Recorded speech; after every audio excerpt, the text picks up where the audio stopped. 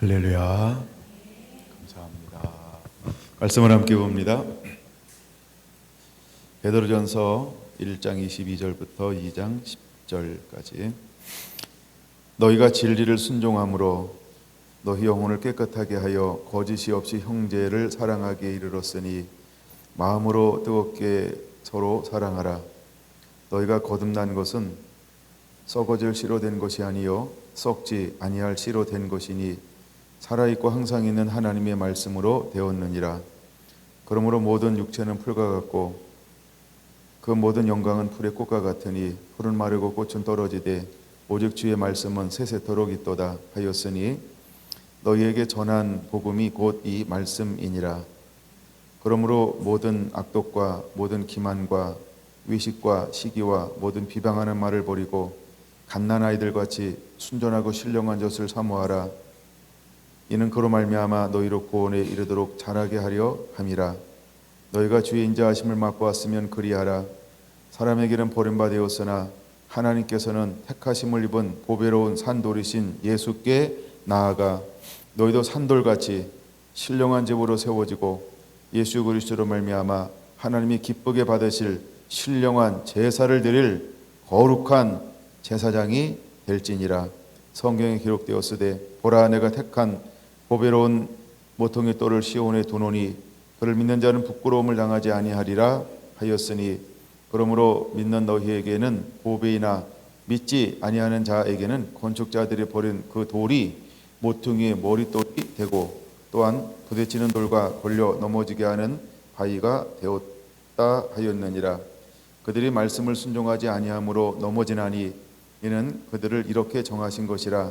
그러나 너희는 택하신 족속이요 왕같은 제사장들이요 거룩한 나라요 그의 소유가 된 백성이니 이는 너희를 어두운 데서 불러내어 그의 기이한 빛에 들어가게 하신 이의 아름다운 덕을 선포하게 하려 하심이라. 너희가 전에는 백성이 아니더니 이제는 하나님의 백성이여 전에는 긍휼을 얻지 못하였더니 이제는 긍휼을 얻은 자니라. 아멘. 그 말씀 안으로 네 번째 시간입니다.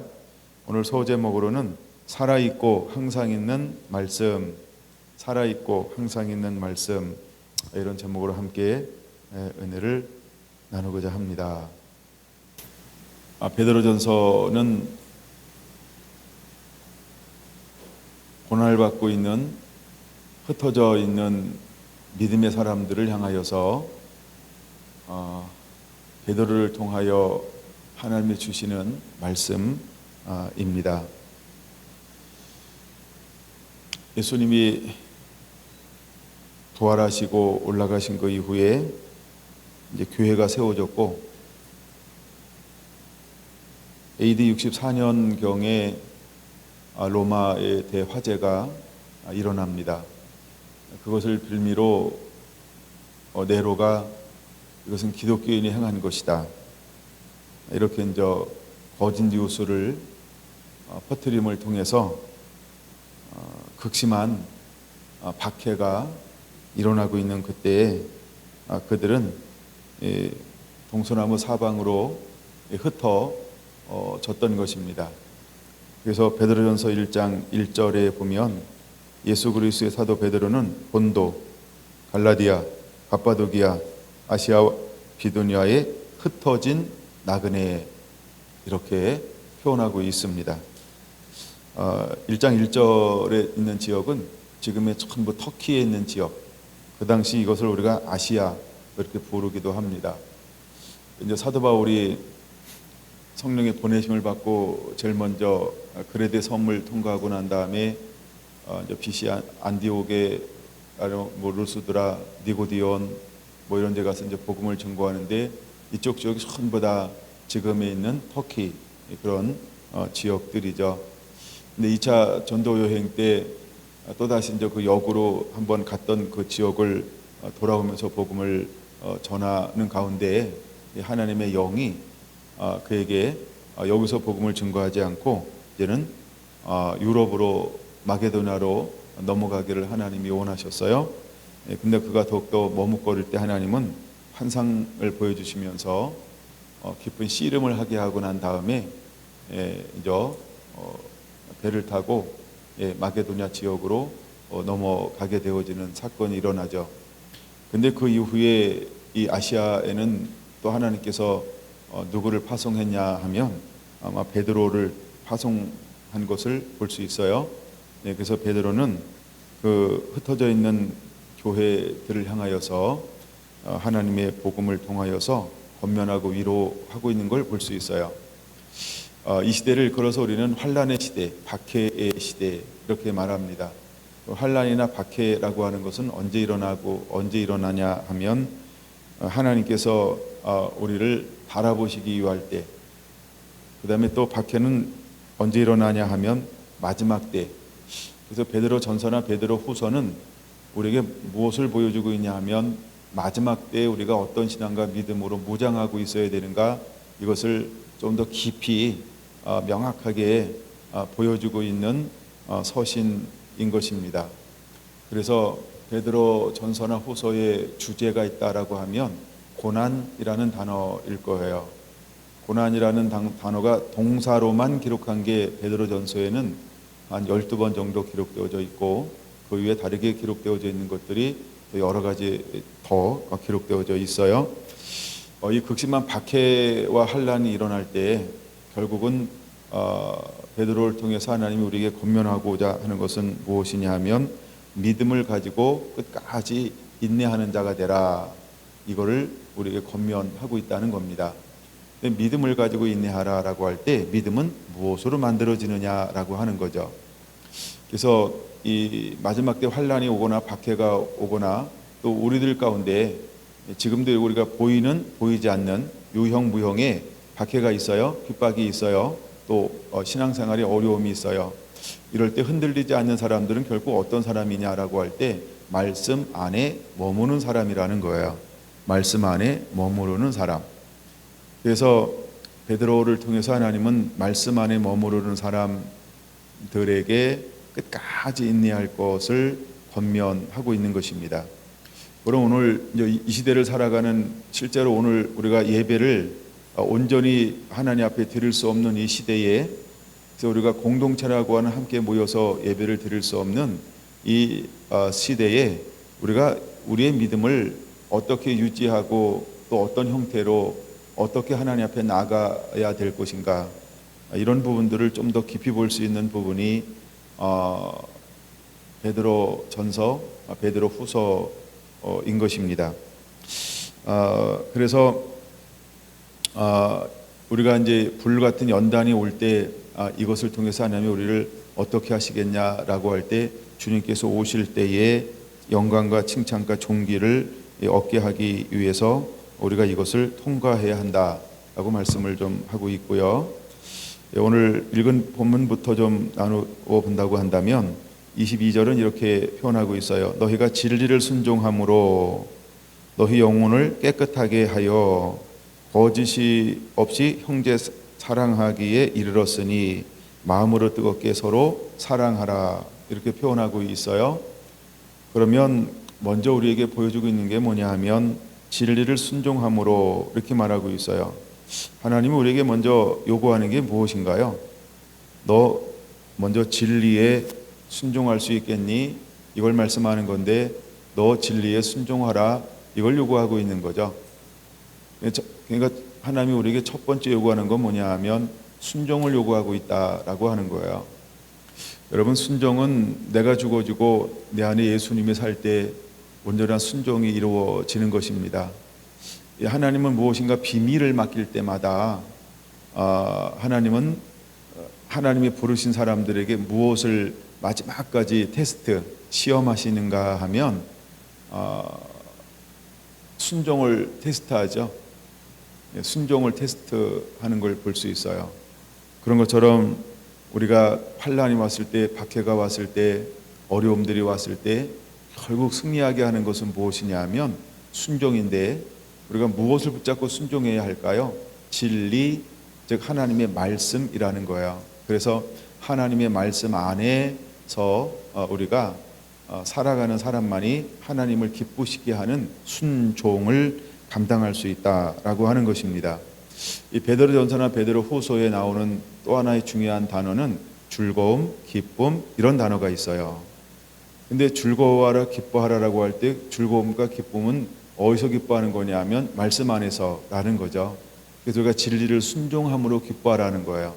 박해가 와도 환난이 와도 여러 가지 어려움이 와도 너희가 진리를 순종함으로 그 안에 머물 때 그것이 너의 기쁨이 될 것이고 즐거움이 될 것이다. 이렇게 표현하고 있는 것입니다. 여러분, 우리는 진리를 순종하는 자 반드시 되어야 할 줄로 믿습니다.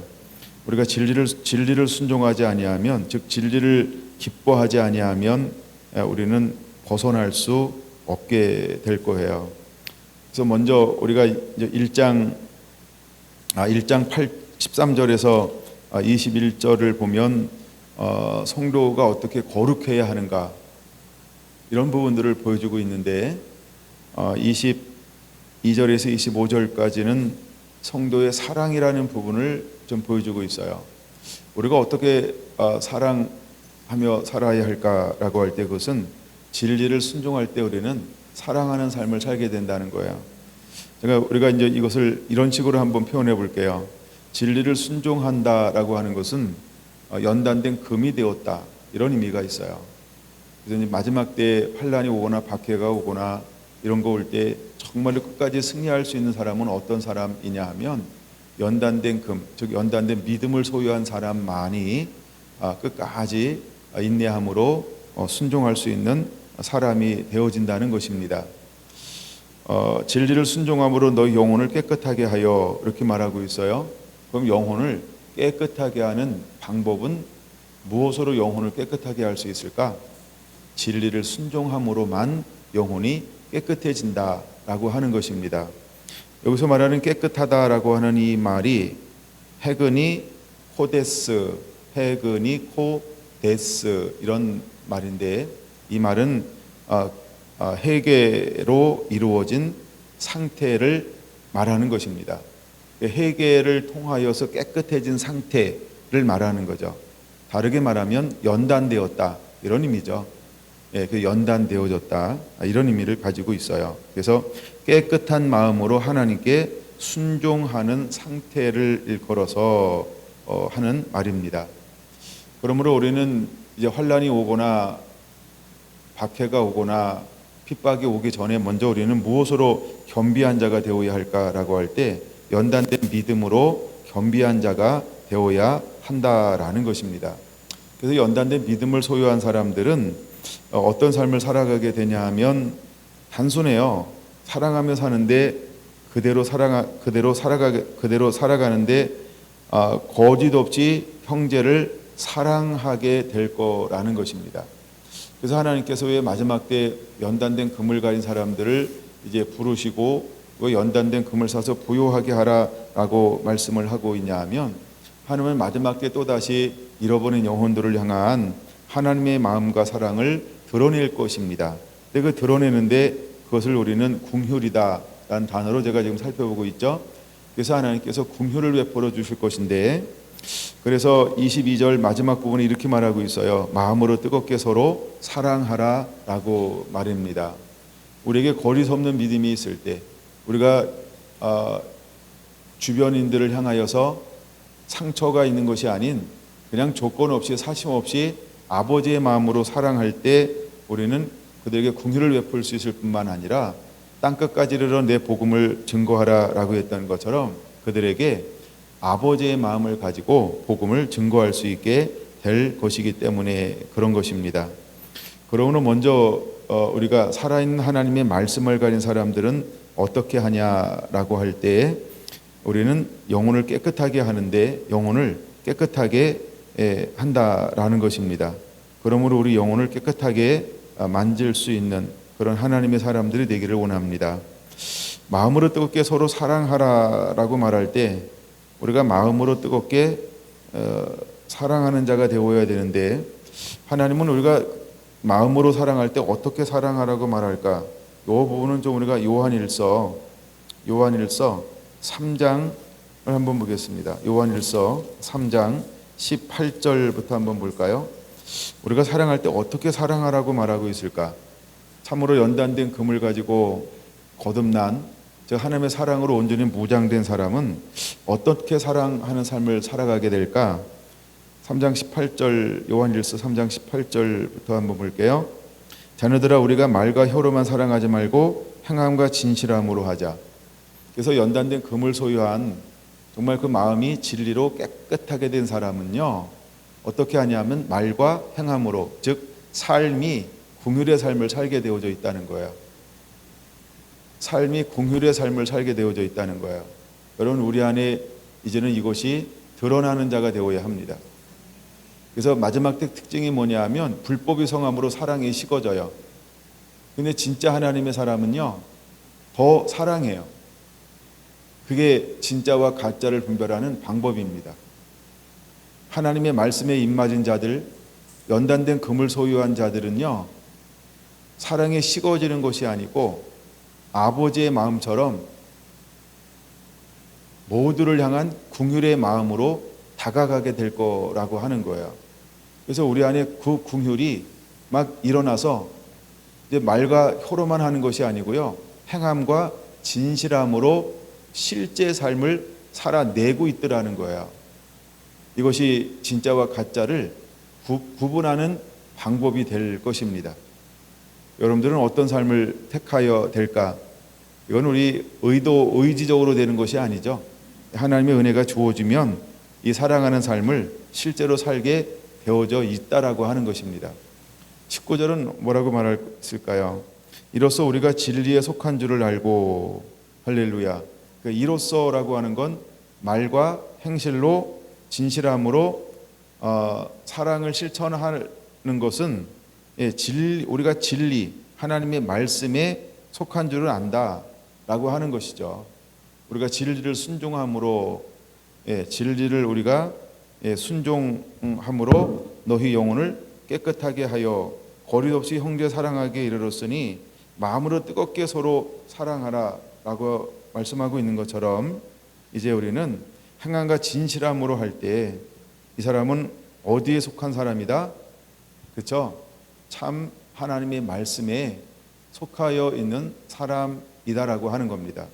즉 말씀에 속하였다라고 하는 말은 오늘 말씀의 제목처럼 살아있고 항상 있는 하나님의 말씀으로 무장하고 있는 사람이다라고 하는 것입니다. 그러면 우리가 정말 말씀 안에 머무는 것, 이것이 우리가 끊임없이 추구해야 하고 우리 삶 속에서 크고 작게 실천하는 삶이 돼야 할 줄로 믿습니다. 좀 넘어가서 20절, 21절, 그 다음에 22절 볼게요. 요한일서 3장입니다. 무엇인지 구하는 바를 그에게서 받나니 이는 우리가 그의 계명을 지키고 그 앞에서 기뻐하는 것을 행함이라. 그의 계명은 이것이니 곧 그 아들 예수 그리스도의 이름을 믿고 그가 우리에게 주신 계명대로 서로 사랑하게 할 것이니라. 그의 계명을 지키는 자는 주 안에 거하고 주는 그의 안에 거하시나니 우리에게 주신 성령으로 말미암아 그가 우리 안에 거하시는 줄을 우리가 아느니라. 그럼 18절 마지막 부분에 진실함으로 하자는 액션, 즉 행동을 의미하는 거죠. 삶을 의미하는 거죠. 22절 행함이니라, 똑같이 삶을 말하는 거죠. 23절 사랑할 것이니라, 삶을 의미하는 거죠. 그 다음에 24절 그의 계명을 지키는 자, 삶을 의미하는 거죠. 그래서 그 네 군데에다 한번 표시를 해놨으면 좋겠어요. 결국 우리가 진리 안에 머문다, 마음으로 뜨겁게 피차 사랑한다라고 하는 것은 무엇이냐 하면 삶이라는 겁니다. 근데 누가 마음으로 뜨겁게 피차 사랑할 수 있을까라고 할 때 진리를 순종함으로 그 영혼이 깨끗하게 된 자는 피차 뜨겁게 사랑할 수 있게 될 거라는 거예요. 그래서 우리가 마지막 때가 되면 될수록, 오늘 이 시대에 진짜와 가짜를 구별하는 방법이라고 하는 것입니다. 우리가 다른 사람이 아닌 여러분들이 뜨겁게 사랑할 수 있는, 그래서 긍휼을 베풀 수 있는, 자비를 베풀 수 있는 그런 삶을 살아가는 것, 그것이 필요하다라고 하는 겁니다. 여러분들은 자비를 베푸는 자가 되시기를 바랍니다. 긍휼히 여기는 자가 되시기를 바랍니다. 선을 행하는 자가 되시기를 바랍니다. 우리가 말과 혀로만 하는 것이 아니고 실제 삶으로 사랑을 그대로 보여주는 것, 그것이 바로 말씀의 사람이다라고 하는 것을 보여주고 있는 것이죠. 그럴 때 요한계시록 3장 20절에 말씀하고 있는 것처럼 내가 내 안에 너가 내 안에 있으면 너는 나로 더불어 먹고 너는 나로 더불어 살리라 라고 하는 이 말씀이 그대로 요한일서 3장 24절에서도 이루어지는 것을 볼 수 있지요. 그래서 그의 계명을 지키는 자는 주 안에 거하고 주는 그의 안에 거하시나니. 할렐루야. 우리가 예수 그리스도 안에 이렇게 머무는 은혜를 누리게 되기를 원합니다. 더 나아가서 베드로전서 1장 이렇게 표현하고 있어요. 23절 볼까요? 너희가 거듭난 것은 썩어질 씨로 된 것이 아니요 썩지 아니할 씨로 된 것이니 살아있고 항상 있는 하나님의 말씀으로 되었느니라. 이렇게 표현하고 있어요. 우리가 거듭난 것, 우리가 구원받은 것, 우리가 옛사람이 변하고 새사람이 된 것, 이전 것은 지나가고 새로운 피조물이 된 것, 이것은 무엇으로 된 것이냐라고 할 때 썩지 아니할 씨로 되었다는 거예요. 여기서 말하는 썩지 아니할 씨와 나중에 24절에 말씀하고는 대비를 이루고 있죠. 예를 들어서 풀, 그다음에 꽃과 같으리라. 여기서 말하는 풀, 꽃, 이따가 말할까요? 지금 말할까요? 꽃, 풀, 이거는 일시적인 것을 말하는 거예요. 좀 이따가 다시 한번 말씀을 드릴게요. 그래서 하나님, 우리는 무엇으로 거듭나고 우리는 어떤 사람이 어디 안에 머물러는 자가 되어야 하냐면 소멸되지 아니하는, 즉 썩어지지 아니하는 씨, 1.1핵도 없어지지 아니하리라 라고 말하고 있는 것처럼 새하여지지 아니하는, 없어지지 아니하는, 소멸될 수 없는 영원한 하나님의 말씀으로 우리는 거듭난 사람이라는 거예요. 여러분 진실로 그렇습니까? 이거에 대한 우리가 확증이 삶으로 드러나게 되는데 그 삶은 진리를 순종함으로 드러나게 되어져 있다는 거죠. 그래서 진리를 순종하는 것이 어떤 것이냐 하면 마음으로 뜨겁게 피차 사랑하는 것으로 드러나게 될 거라고 하는 거예요. 그럼 마음으로 뜨겁게 피차 서로 사랑하는 것은 실제로 우리가 하나님의 말씀 안에 내가 머물고 있다라고 하는 것을 삶으로 증거하는 것이라는 거예요.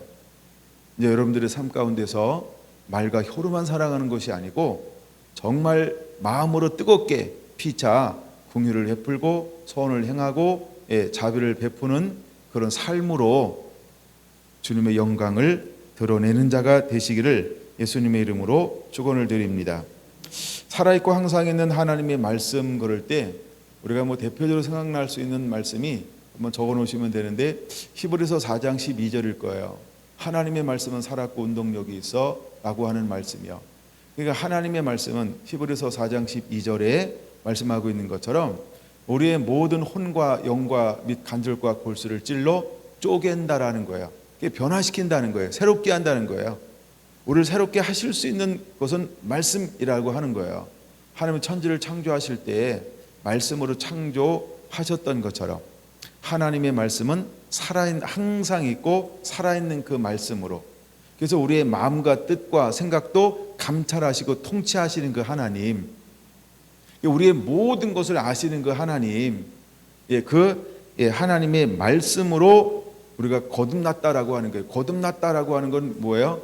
우리가 이제 중생했다, 우리가 이제 하나님의 사람으로 새롭게 회복이 되어졌다라고 할 때 우리는 말씀이 육신이 되어서 온전히 하나님 앞에 흠도 없고 점도 없이 온전하게 섰던 예수님의 삶처럼 우리도 하나님의 말씀 안에 거할 때 하나님이 보실 때에 허용하신 의로움 가운데 그대로 우리도 살 수 있게 될 거라는 것입니다. 우리가 하나님이 원하시는 그 기준대로 하나님 앞에 온전히 순종함으로 머무는 은혜가 임하게 되기를 예수님의 이름으로 축원을 드립니다. 하나님, 우리가 그 삶을 온전히 살아가기를 원하고 있는 거예요. 자, 그러므로 24절 모든 육체는 풀과 같고라고 말해요. 여기서 말하는 육체를 말하고 있어요. 육체를 말할 때 이거 육신, 육체, 육신이 되었다, 육체가 되었다, 육이 되었다. 이걸 기억하는지 모르겠어요. 제가 최근에 그 단어를 몇 번 사용했죠. 첫 번째가 창세기 6장이에요. 그래서 육신이 된지라 이렇게 말해요. 그럼 육신이라고 하는 건 뭘 상징하는 거예요? 하나님을 떠난 상태, 즉 성령이 그와 머물지 않는 상태를 육신 이렇게 표현하는 거예요. 그러니까 그러면 성령이 떠나갔고 육신만 남았으니까 그 상태를 뭐라고 우리가 부를 수 있을까요? 그렇죠. 영광은 없는데 뭐만 있는 상태? 죄만 있는 상태. 우리가 그렇게 부를 수 있죠. 그래서 이것을 우리는 죄 가운데 있는 상태 이렇게 표현할 수 있다라는 것입니다. 예. 그래서 육체는 풀과 같고, 풀이라고 하는 것은 이제 일시적인 것을 의미하는 거예요. 아주 임시적인 것, 일시적인 것 이런 걸 의미하는 것이 풀과 같고 이런 의미예요. 그다음에 그의 모든 영광은, 여기서 말하는 모든은 뭘 의미하는 걸까요? 육신을 의미하는 겁니다. 육신. 모든은 육신을 의미하는 것에서 육신이라고 적어놓으면 이해가 빨라요. 그 육신의 영광은 풀의 꽃과 같으니, 풀도 일시적인 거고 임시적인 거지만 꽃도 뭐예요? 임시적이고 일시적인 것을 의미하는 것입니다. 그래서 풀은 마르고 꽃은 떨어지되 완전히 소멸되어지는 것이다. 순간적으로 아름다운 것처럼 보이지만 시간이 지나면 어떻게 된다? 말라서 소멸되어질 것이다. 이런 의미가 있어요. 다시 말해서 이것을 우리가 전체적인 문맥의 입장으로 보면요, 이게 이제 1장 저 위서부터 봐야 되는데, 우리의 인생은 뭐냐 하면 나그네다라고 하는 거예요. 1장 1절 마지막 부분에 그렇게 표현하고 있죠. 나그네 이렇게 표현하고 있죠. 흩어진 나그네 이렇게 표현하고 있죠. 그러니까 베드로는 지금 고난받고 있는, 핍박받고 있는, 환난 가운데 있는 믿음의 성도들을 향하여서 우리의 인생을 뭐라고 비유하고 있는 거예요? 나그네다. 잠깐 있다가 사라지는 안개와 같다. 우리는 이 땅에 잠깐 있다가 가는 것이다. 그러니까 이 환난을, 이 연단을, 이 고난을, 이 핍박을 어떻게 우리가 받아들여야 되느냐라고 할 때, 살아있고 항상 있는 썩지 아니할 씨로 된 그 믿음을 견고하게 잡아라 라고 우리를 향해서 권면하고 응원하고 있는 것이죠. 할렐루야. 근데 우리는 뭐에 대한 것을 막 현혹되고 미혹됩니까? 화려한 거요. 육신의 명예, 화려함, 넉넉함, 부유함, 잠깐의 평안함, 막 만족함, 아니면 배부름, 칭찬받는 거, 격려받는 거, 높아지는 거, 아니면 상장받는 거, 인정받는 거, 자꾸 이런 것에 우리가 현혹될 수 있다라고 하는 겁니다. 우리가 서로를 고소하면 상금 준대요, 이런 거 할 수 있겠죠, 그렇죠? 그거에 현혹될 수 있어요. 예, 그런 거에 현혹될 수 있어요. 예, 사람들이 그런 걸로 경쟁을 붙일 수 있어요. 악한 경쟁인데 사람들은 거기에, 그렇죠? 또 어떤 사람은 정말 튀는 사람이 있어요. 예, 그런 사람들이 실제로 있다는 거예요. 예, 제가 오늘로 어떤 식당을 갔는데 그러는 거예요. 4명 이상 앉으면 안 된다고. 요즘에 젊은이들은 너무 무섭다고. 그냥 말도 안 하고 사진 찍어서 올린다는 거예요. 그러면 이제 나와서 조사받고 이러면 한다고. 증거 자료가 있으니까. 그렇죠? 예, 그러니까 이런 것들. 그냥 우리가 인간적인 것이라고 하는 것은 전부 다 일시적, 순간적이라고 하는 거예요. 그리고 베드로를 통해서 우리에게 보여주고 싶은 것은, 환난이 왔을 때, 핍박이 왔을 때, 이런 박해가 왔을 때, 여러분 우리가 무엇을 생각하고 바라보는 자가 되어야 할까? 영원한 하나님의 말씀에 붙들린 자가 되어야 한다라고 하는 걸 보여주고 있는 거예요. 그래서 그런 전체적인 문맥에서 우리에게 보여주고 싶은 것이 뭐냐 하면, 풀은 마르고 육체는 풀과 같고 그 모든 육신의 영광은 풀의 꽃과 같으니, 풀은 마르고 꽃은 떨어지되, 25절 결론이죠. 오직 주의 말씀은 세세토록 있도다. 할렐루야. 그러므로 우리는 무엇을 붙잡아야 된다라고 권면하고 있는 걸까요? 마지막까지, 그렇죠? 살아있고 항상 있는 하나님의 말씀, 그 말씀 위에 우리가 견고하게 집을 짓는 자, 붙잡고 있는 자, 인내하는 자, 선한 싸움을 싸우는 자 되어야 한다는 것을 우리에게 말해주고 싶다라고 하는 거예요. 할렐루야. 여러분, 일시적인 안녕 때문에 배반하지 않는 자가 되시기를 바랍니다.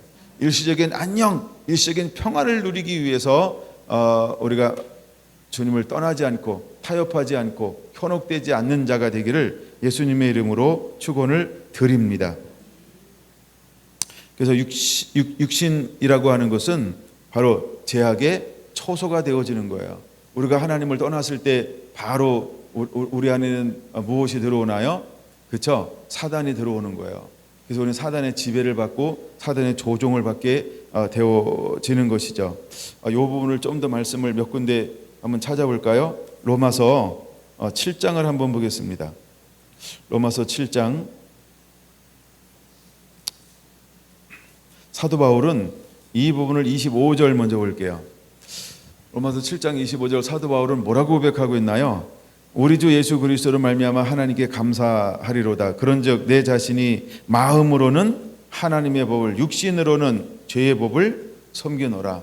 이게 누구의 고백이에요? 사도 바울의 고백이에요. 사도 바울도 둘 안에서 무지무지 영적 전쟁을, 치열한 전쟁을 벌이고 있는 거죠. 그럼 흩어져 있는 믿음의 사람들은 사도 바울처럼 이런 영적 전쟁을 할까요? 안 할까요? 안 해도 이길 수 있을까요? 해야만 할까요? 이것은 우리 모두가 반드시 싸워야 할 영적 전쟁이라고 하는 거예요. 우리 마음에는 계속해서 이런 영적 전쟁에서 내가 무엇을 선택할 것인가라고 하는 이 싸움을 해야 한다라고 하는 거예요. 그래서 이 싸움을 할 때 풀은 마르고 꽃은 떨어지되 그건 일시적인 거라는 거예요. 그런 것처럼 여호와의 말씀, 항상 있는 살아있는 말씀은 항상 있는 거라는 거예요. 우리가 그 말씀을 붙잡고 우리가 말씀 안에 머무르는 자가 되기를 권면하고 있는 거죠. 로마서 7장 25절 마지막 부분에 육신으로는 죄의 법을 섬기노라. 육신이 뭘까? 육신 앞에서 말하는 풀 말하고 꽃을 말하는 거예요. 그게 육체를 말하는 거예요. 육체, 하나님을 떠난 상태를 말하고 있는 거예요. 근데 여기서만 시작된 것이 아니라 이미 그는 앞에서부터 7장 앞에서부터 쭉 이것을 고백하고 있는 것이죠. 14절 우리가 율법은 신령한 줄 알거니와 나는 육신에 속하여 죄 아래 팔렸도다. 그는 육신에 속하여 죄에 팔린 그 삶을 살았어요. 그러나 하나님의 은혜로 말미암아 육신을 이기고 은혜의 법 아래 머무는 은혜가 주어졌죠.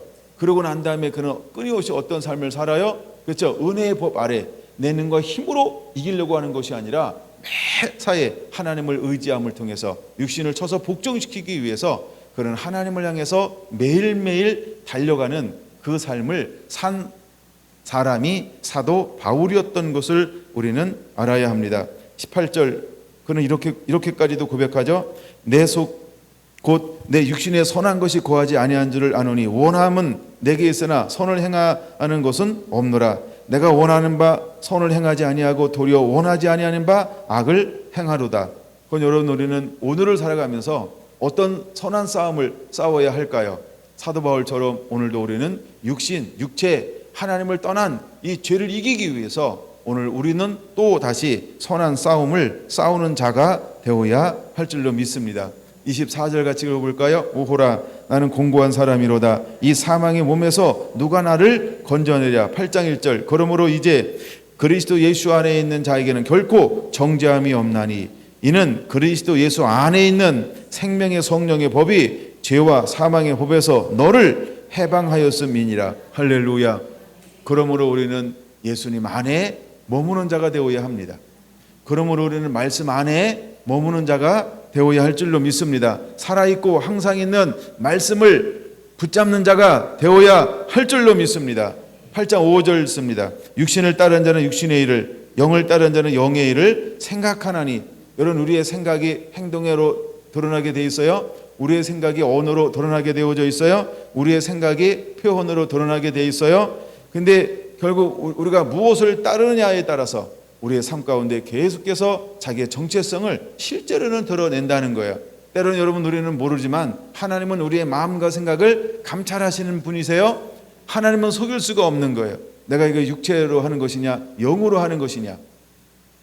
그러므로 여러분들은 무엇으로 선택해야 하는가, 이 부분에 여러분들이 슬기롭게 지혜롭게 나를 쳐서 말씀으로 나를 무장시키는 자가 되기를 예수님의 이름으로 축원을 드립니다. 할렐루야, 할렐루야. 갈라디아서 5장을 한번 보겠습니다. 갈라디아서 5장 17절은 이런 고백을 하고 있어요. 갈라디아서 5장 17절 준비됐나요? 육신의 소욕은 성령을 거스리고 성령은 육체를 거스리나니. 아멘. 이와 같이 육체의 소욕은 성령을 거스리고 성령은 육체를 거스린다. 즉 둘 사이에는 하나 될 수 없는 영원한 전쟁이 있다는 거죠. 그럼 여러분은 육체로 성령을 거스리나요? 아니면 성령으로 육체를 거스리는 삶을 사나요? 여러분 무엇이 날마다 이기는 삶을 사나요?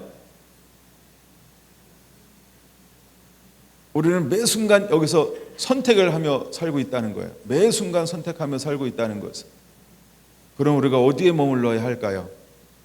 그 하나님의 말씀 안에 머물러야 돼요.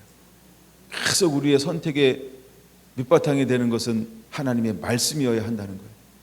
내 가치관 가운데, 내 생각 가운데, 내 뜻 가운데, 내 의지 가운데 하나님의 말씀이 나를 지배하지 아니하면 여러분 우리는 다윗이 사단의 충동을 받아서 하나님이 원치 않는 인고를 세움을 통하여서 수천 명이 죽는 것처럼 우리도 그런 결과를 만들어낼 수 있다는 겁니다. 우리는 이 싸움에서 이기는 자가 되어야 할 줄로 믿습니다. 여러분 마지막 때 우리가 연단된 금을 입고 있는 사람들이 이제 흰옷을 사고 벌겋은 수치를 보이지 않게 해야 하는데 육체의 일이 어떤 일이라고 말하고 있나요? 19절부터 보니까 육체의 일은 분명하니 음행과 더러운 것과 호색과 우상숭배, 주술과 원수 맺는 것과 분쟁과 시기와 분냄과 당짓는 것과 분열과 이단과 투기, 술취함, 방탕 이와 같은 것들이라 전에 너희에게 경계한 것까지 경계하노니 이런 일을 하는 자들은 같이 읽을까요? 하나님의 나라를 유업으로 받지 못할 것이요. 할렐루야. 즉 여러분 우리가 진리를 순종함으로 내 영혼을 깨끗하게 하지 아니하면, 즉 살아있고 항상 있는 하나님의 말씀으로 내 집을 짓지 아니하면 우리는 하나님의 나라를 유업으로 받을 수 없다라고 말하고 있는 것입니다. 베드로는 뭘 말하고 싶어 하는 걸까요? 지금 복음 때문에 환난과 핍박과 연단이 왔다. 그럼 이것은 우리는 나그네다. 일시적인 것이다. 곧 지나간다. 포기하지 말아라. 뒤돌아서지 말아라. 끝까지 믿음을 지키는 자가 되라. 순간적인 인간의 야망, 순간적인 인간의 욕심, 순간적인 인간의 편안함, 이것에 속지 말라는 거예요. 안일함에 넘어가지 말라는 거예요. 끝까지 믿음을 지키라고 하는 거예요. 여러분 마귀는 할 수 있는 한 모든 걸 동원해서 우리를 유혹하고 현혹시킬 것입니다. 환난이 왔을 때도 핍박이 왔을 때도 말씀의 사람만이 그 환난을 통과하고 이길 수 있는 거예요. 말씀 외에는 우리를 이기는 방법이 없다는 것입니다. 우리의 안일함은 가장 큰 적이 될 수 있어요. 믿음 생활 하다가 경건한 사람 가운데 안일함이 온다 그러면 금방 넘어지는 거예요. 그래서 우리가 어떤 게임을 하다가 마지막까지 집중하지 아니하면 순간적으로 흐트러지죠. 요즘에 양궁을 통해서 금메달 따고 있더라고요. 근데 멘탈이 순간적으로 무너지는 거예요. 순간적으로. 배드민턴 하는 걸 제가 이렇게 편집해 놓은 걸 하나 봤어요. 근데 우리가 그 일본 그 세계 1위더라고요, 그 친구가. 근데 이겼어요. 근데 그 친구가 마지막에 인터뷰하면서 뭐라는 거예요? 순간적으로 내가 멘탈이 무너졌다는 거예요. 세계 1위가 38인가요? 내가 진 거예요. 우리나라 그 청년이 이겼어요. 예, 멘탈이 순간적으로 무너지니까. 우리가 안일함에 한번 빠지면 여러분 우리도 환난이 왔을 때, 핍박이 왔을 때, 연단의 그런 시즌에 넘어질 수 있다는 걸 깨달아야 됩니다. 그게 육체라는 거예요. 여러분 육체는 항상 우리를 할 수 있거든 넘어뜨리기 위해서 사단을 이용하는 통로가 될 거라는 것입니다. 우리가 이것을 깨달아야 합니다. 다시 베드로전서로 넘어오겠습니다.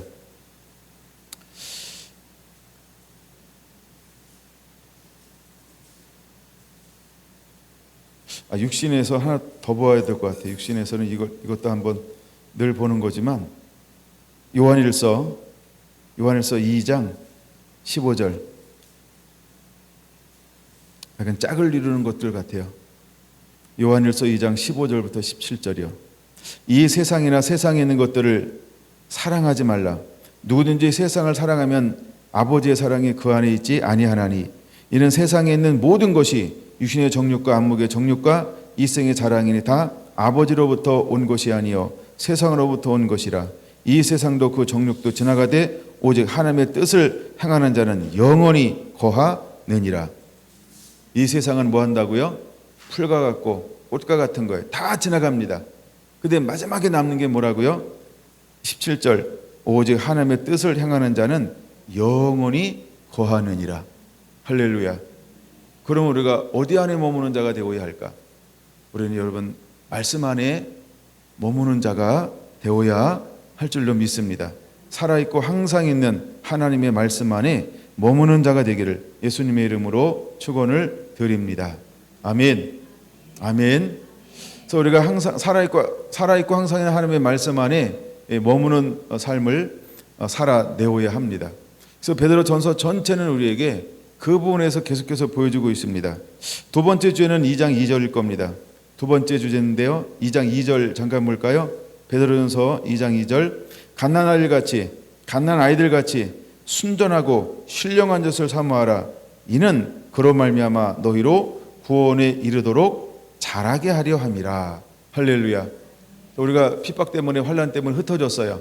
신앙에 장성한 자도 있고 신앙에 어린 자도 있습니다. 그럼 우리가 있는 곳에서 우리는 무엇을 사모하는 자가 되어야 할까요? 순전하고 신령한 젖을 사모하는 자가 되어야 한다는 거예요. 우리가 어떤 세상의 만족이나 순간적인 유혹에 미혹되고 현혹되어지는 것이 아니고 썩을 것에 대해서 우리의 마음을 바꿔버리는 것이 아니고 우리가 추구하는 것은 무엇을 추구하는 자가 되어야 할까요? 순전하고 신령한 젖을 사모하는 자가 되어야 한다는 것입니다. 사람이 떡으로만 살 것이 아니요 라고 그랬어요. 근데 수많은 사람들이 순전하고 신령한 젖을 사모하는 대신 무엇을 찾을까요? 떡을 원하는 것입니다. 경제적으로 원하는 것, 지금 먹고 살 수 있는 것, 지금 모면할 수 있는 필요한 재정, 아니면 한 끼의 식사, 어떤 나의 육체적인 필요, 여러분 어쩌면 우리가 이것을 얻기 위해서 뭘 팔을 수 있어요? 영혼을 팔아먹을 수도 있다는 거예요. 영혼을 팔아먹을 수도 있다는 거예요. 우리는 깨달아야 합니다. 그래서 1절 보세요. 그러므로 모든 악독과 모든 기만과 모든 위식과 모든 시기와 모든 비방한 말을 버리고 라고 말하고 있는 거예요. 그럼 1절은 전부 뭘 말하는 겁니까? 1절은 뭐예요? 육체적인 일이죠. 일시적인 것이죠. 임시적인 것이죠. 이 땅의 것이죠. 이건 어디로부터 오는 것입니까? 마귀로부터 오는 것이죠. 이건 무엇을 소유하지 못합니까? 하나님 나라를 유업으로 받을 수 없는 것들입니다. 그러면 우리는 어디 안에 속하는 자가 되어야 할까요? 순전하고 신령한 하나님의 말씀 안에 머무는 자가 되어야 할 줄로 믿습니다. 만약에 우리가 이런 환경에 왔을 때 우리는 그것은 무엇을 선택할 것인가? 여러분과 순간적으로 육적인 안일함을 택할 수는 있어요. 그래서 이 땅에서 순간적인 것은 묘만할 수 있어요. 그러나 순간적인 것 때문에 무엇을 잃어버릴까요? 영원한 천국을 잃어버릴 수 있다는 걸 깨달아야 됩니다. 이게 베드로 사도가 베드로 전서와 후서를 통해서 우리에게 전해주고 싶은 하나님의 말씀인 거예요. 여러분 오늘 이 시대에는 우리가 수없이 예배, 우리가 실제 살고 있는 거 아닙니까? 예배에 어마어마한 도전을 받고 있는 시대에 우리가 지금 살고 있는 거예요. 여러분 이럴 때 여러분들은 무엇을 선택할 것인가? 무엇을 선택할 것인가? 너희는 이 세대를 본받지 말고 오직 마음을 새롭게 하고 변화를 받아 하나님이 기뻐하시고 선하시고 온전한 뜻이 무엇인지 분별하라고 했습니다. 우리가 안일하게 생각하면 분별할 수가 없어요. 내가 말씀 안에 머물지 않으면 분별할 수가 없어요. 세상의 어떤 지식도, 세상의 어떤 총명이나 명철과 세상의 어떤 지혜도 너 하나님을 찾아라 이렇게 말하지 않을 겁니다. 너 하나님만 예배하라 이렇게 안내해 주지 않을 것입니다. 오직 하나님의 말씀만이 우리에게 길이요 진리요 생명이라고 말씀해 줄 거예요. 그러므로 우리는 매일매일 하나님의 말씀 안에 머무는 자가 되어야 합니다. 할렐루야. 내가 예수님을 떠나면 여러분 아무도 나를 빛 가운데로 인도해 주지 않습니다. 예수님만이 길입니다. 믿습니까? 예수님만이 생명입니다. 그럼 우리가 말씀 안에 우리의 모든 판단의 기준은 하나님의 말씀이어야 할 줄로 믿습니다. 그 외에는 우리를 살게 하는 것이 아무것도 없다는 것을 깨달아야 하는 것입니다. 오래간만에 시편 119편을 한번 찾아보려고 그래요. 베드로전서를 단안을 써놓고 시편 119편, 그는 이런 고백을 합니다. 9절 한번 볼까요? 시편 119편 9절이요. 준비됐나요? 11절까지 한번 보겠습니다. 청년이 무엇으로 그 행실을 깨끗게 하리이까? 주의 말씀만 지킬 따름이니이다. 내가 전심으로 주를 찾았사오니 주의 계명에서 떠나지 말게 하소서. 내가 주께 범죄하지 아니하려 하여 주의 말씀을 내 마음에 두었나이다. 왜 내가 말씀 안에 머무는 삶을 살아야 할까? 여러분, 이 시편 기자는 무엇 때문에 이런 고백을 할까요?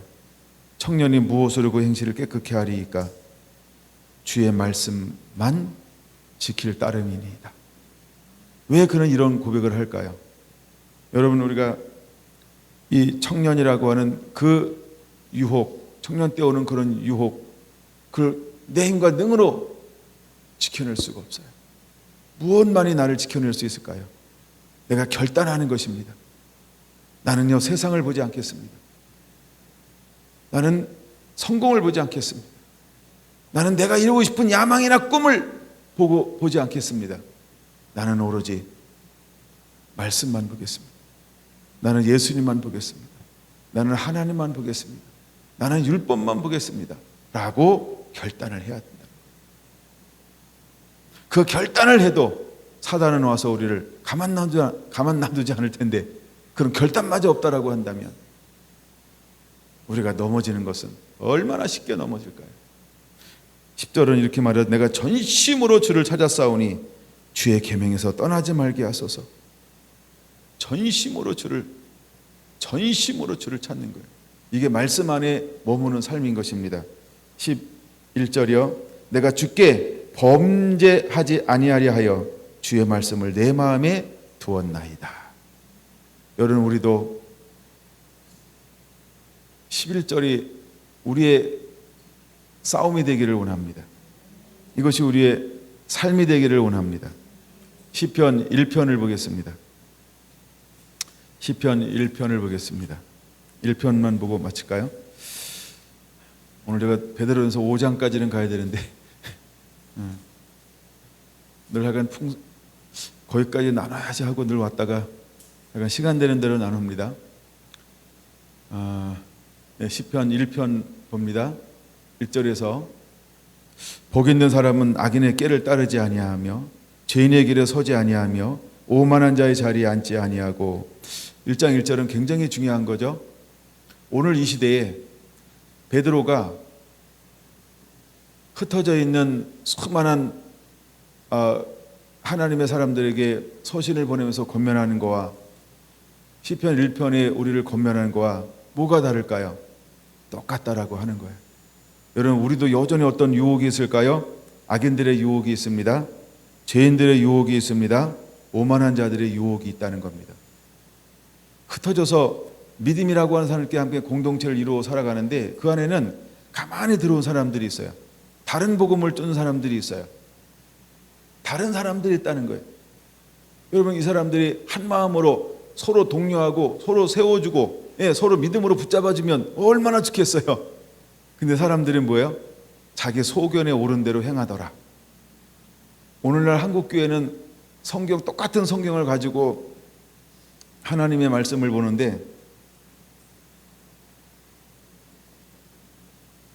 성경 해석이 하나인가요? 다양한가요? 다양하죠? 똑같다는 거예요. 그게 소견입니다. 사사시대만 소견대로 행동하는 것도 아니고, 다윗 시대만 소견대로 행동하는 것도 아니고, 초대교회만 소견대로 행동하는 거 아니고, 그 다음에 그 이후에 어떤 베드로가 흩어져 있는 그 기독교인들에게 편지를 쓸 때만 소견대로 행동하는 것이 아니고, 오늘날도 여전히 우리도 뭐예요? 다 각자 자기 생각이 있다는 거예요. 다 각자 자기 생각이 있어요. 여러분, 자기 생각을 우리가 뭐라고 표현할 수 있어요? 여러 가지로 표현하죠.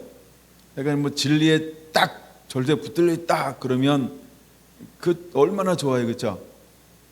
근데 우리가 하나님의 말씀 안에 머물지 않으면 그 주장을 우리는 고집 이런 표현을 할 수 있다는 거예요. 여간에선 자기 생각을 안 꺾을 수 있죠. 우리가 나이가 먹으면 먹을수록 안 꺾을 수 있어요. 근데 가만히 보니까 4살짜리도 안 꺾을 수 있어요. 꺾나? 원이는 꺾어요? 원이를 누가 이기나요? 아무도 못 이겨요? 네, 그렇구나. 들어줘야 해결되나? 저도 아이들 어릴 때 키울 때 제가 참 하나 했던 것 중에 고집을 한번 꺾어야 되겠다. 고집은 한 번씩 꺾었던 것 같아요. 정말 애들 키우면서 내가 딱 한 번 매를 들었던 것은 그때 한 번, 딱 한 번만 들었던 것 같아요. 고집은 안 돼 이러면서 그거 하나 꺾어보고 싶었었는데, 근데 그것이 이제 아이들에게는 뭐가 됐다? 상처가 됐다. 네, 나는 99개는 지들이 원하는 대로 다 해주고 싶었어요. 그 내가 원하는 거 딱 하나 했어요. 근데 애들은 그걸 뭘로 가지고 있다? 네, 좋은 놈들. 키워놓고 보니까 그렇더라는 거예요. 예. 이제 먼저 큰 아이는 아이들을 키우고 있으니까 좀 더 지나면 아빠를 이해할 수 있겠죠. 예. 그러니까 그 아이들을 위해서 다른 건 다 원하는 대로 해줬어요. 엄마한테 아빠 야단 많이 맞으면서 왜 이렇게 뭐 하냐고 막 이렇게. 예. 그러면서도 그 험난한 길을 통과하면서 딱 하나만 잡았는데도 아이들은 나보다 엄마를 더 좋아하더라 이 말이에요. 그게 신기하더라고요. 그래서 모성애를 이길 수가 없구나.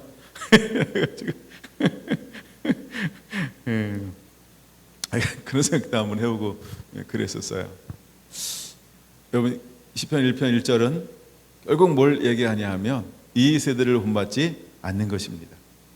우리가 하나님의 말씀으로 승리하는 거예요.